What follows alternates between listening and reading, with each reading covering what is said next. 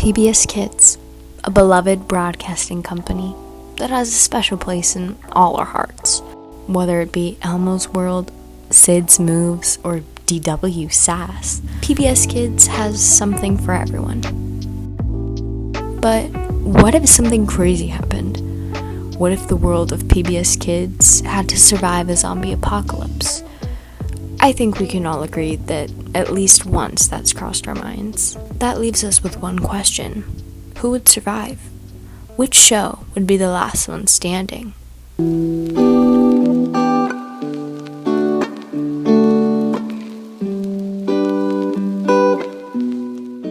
Okay, so I compiled a list of all the shows that I used to watch as a kid, and that consists of Arthur, Word Girl, Sid the Science Kid, Martha Speaks, Sesame Street, Dinosaur Train, Super Y, and Curious George.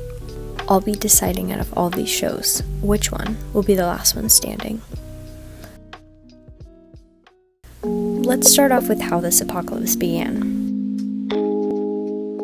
In the PBS Kids studio, a producer or something accidentally read aloud an ancient scroll from the set of Wishbone, which cursed the land of PBS Kids, making it so that there was a virus that spread, causing everyone to become zombies, leaving the 8 shows I listed earlier as the only survivors.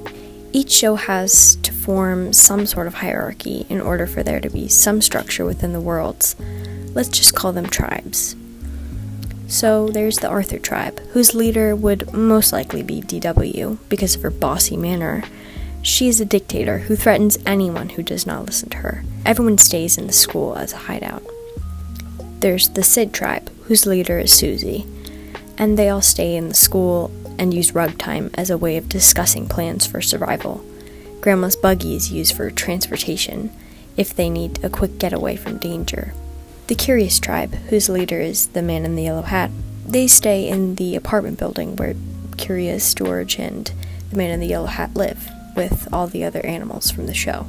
The chef guy ended up going mad and eating all their rations, so the man in the yellow hat has to try and find food for all the critters. The Dinosaur tribe, whose leader is the conductor, they stay in the dinosaur train.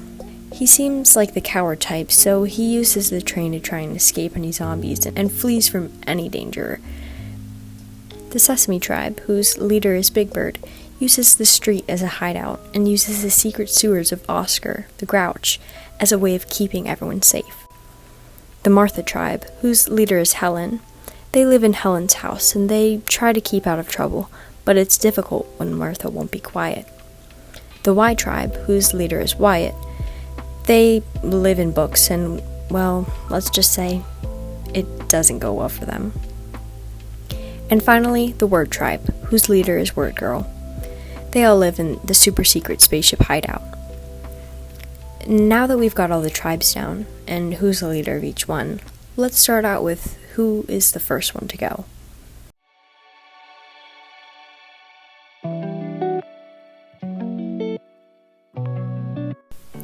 The first tribe to go, the Y tribe. Why, you might ask? Well, we all know that in apocalypse history, books are the first to go. Wyatt became corrupt with all his power, being the leader of the tribe. He decided that staying in the books would be best, because it would be a safe hiding spot from the zombies. He did not listen to his people. When they warned him that staying inside the books may not be a safe option, because it's difficult to escape the pages, he ignored them, saying that he knew best. The Y tribe stayed in the books, and the Sesame tribe, not knowing that that was their home, used the books for a fire to keep warm, resulting in the Y tribe being killed in the flames. The second tribe to go, the Curious tribe.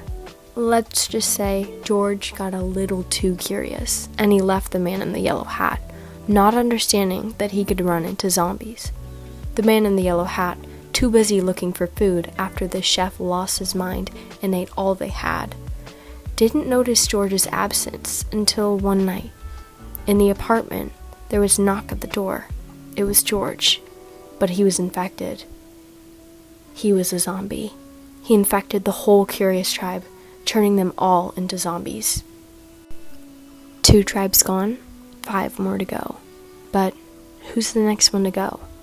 This one was more difficult to think of. It was between Martha Speaks and Dinosaur Train. On one hand, the Martha tribe has good teamwork. On the other hand, the Dinosaur tribe has a moving hideout. But one of these two has one major weakness: Martha. Within the Martha tribe, there was rising conflict due to Martha being a chatterbox. Helen decided it would be best to hide her alphabet soup so that Martha wouldn't be able to talk. After all, Martha's endless talking almost led the zombies to finding their hideout. Eventually, Martha began to lose her voice, and she became suspicious of Helen. She found out that Helen was taking her alphabet soup from her, and she went mad. She led the zombies right to their hideout. The zombies came and infected the whole tribe, including Martha. The next tribe to die is the Dinosaur tribe. The cowardice conductor only flees from danger and does not have good leadership skills. The train began to run out of food to feed all the dinos, so they had to stop. While the dinosaurs scavenged for scraps to eat as the train stopped at the station, a zombie snuck onto the train. It didn't affect others until everyone was boarded and the train was moving. The zombie then infected everyone, and the dinosaur train became a zombie dinosaur train, a threat to all other tribes. Now, the only tribes left are the Arthur tribe, the Sid tribe, the Sesame tribe, and the Word tribe.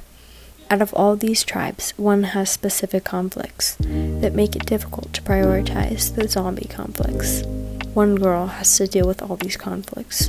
A girl who likes words, Word girl. Dealing with the sandwich bad guy dude and her incestuous brother, Word girl has a hard time keeping everyone safe from zombies. The dinosaur train passes through the forest and infects everyone in the Word tribe. We're down to the last three: the Sesame tribe, Sid tribe, and the Arthur tribe. Let's see where the Sesame tribe is at. They have been keeping warm with the books from the libraries, and they have a massive street fortress with sewers for hiding. Big Bird is a great leader who knows how to keep everyone calm. The Sid tribe has great organization and a buggy for transportation. Their athletic ability from all their dancing has really paid off during the apocalypse. And with their science knowledge, they are capable of trying to create a cure for the zombie disease. The Arthur tribe has many places to hide in the school, and although DW is a dictator, she is able to keep things in order. Well, at least for a bit. There's one tribe in particular that has a difficult time: the Sid tribe. Trying to find a cure while dealing with Gerald is a difficult task. One day, Susie went on a drive to get food. While she was gone, Sid decided to test some vaccines on Gerald. Sid was tired of Gerald's non-stop talking and attention-seeking behavior, so he didn't care if testing the vaccines on him would be dangerous. They tied Gerald down and gave him the possible vaccine to be immune to the virus. Susie came back, but she was infected. Grandma had gotten her. She infected everyone except for Gerald. He was immune. Although he was immune to the virus, he could not survive on his own. Gerald eventually ran out of food and passed away. Now it's down to the Sesame tribe and the Arthur tribe. It all comes down to leaderships at this point.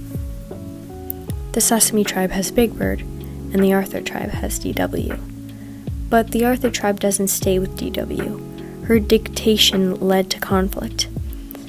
Arthur couldn't tolerate her leadership skills, so he rebelled against her. He took other rebels with him and formed his own tribe, who lived in the treehouse. DW was not happy. A war arose between them, Arthur versus DW. In the battles, many died. They fought over food and shelter. In the end, both tribes died. Some died from becoming zombies, while others died in battle. Neither tribe had won the war. So that leaves us with the survivors being the Sesame tribe. This is because of the leader, Big Bird. He may seem all friendly, but he knows how to defend his puppets. The sewer kept them safe. The supplies all throughout the street kept them alive.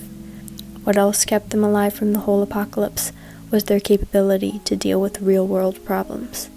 The puppets' wisdom and strength allowed them to stay alive. Big Bird was able to send out an army of monster puppets to look for a cure. With the diversity of the puppets and their skills, they made a great team. Bert and Ernie were the leaders.